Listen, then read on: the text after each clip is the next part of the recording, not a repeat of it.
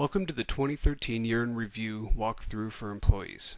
Upon entering the system, you'll see a welcome message and a large green button to start your evaluation. If you're a new employee, when you start your evaluation, you'll be required to enter your roles and responsibilities and your goals and objectives for the past. In this case, I'm demonstrating as a new employee, so I have to enter data into these fields. If I have an existing review already in the system, I would not be prompted to enter these fields and they would display as read-only. Goals and objectives would also be populated already. In this case, since I'm doing this as a new employee, I have to fill them in.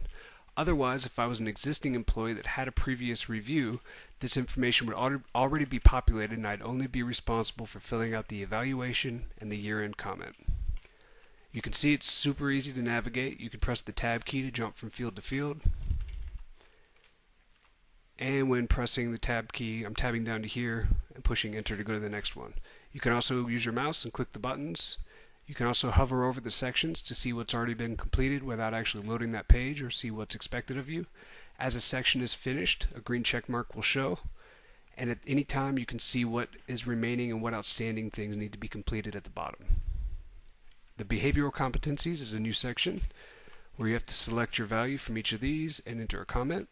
All fields are required here. And upon completing them, I can go to the next screen, comments and feedback. This year we've broken this out into 3 sections, one for strengths, area for development, and specific achievements. Development remains optional, but if you'd like, you can pick something you'd like to learn, enter comments for the manager to view. 2014 roles and responsibilities start out blank for everybody. Everyone is required to complete this section. You can enter up to 7, but at least 3 roles and responsibilities. Lastly, goals and objectives for 2014. Everyone is required to complete this. Weights have to total to 100%.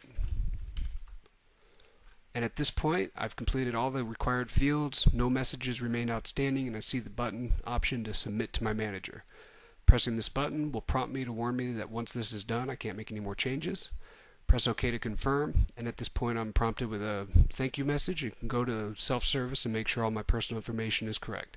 At any time while in the review, you can click this button down here to pull up your personal information and see who your reviewer is and be reminded of the deadlines and who your HR representative is. At any point, you can also go to My Past Reviews, and you can see the review that you just submitted now in the ready for direct review state.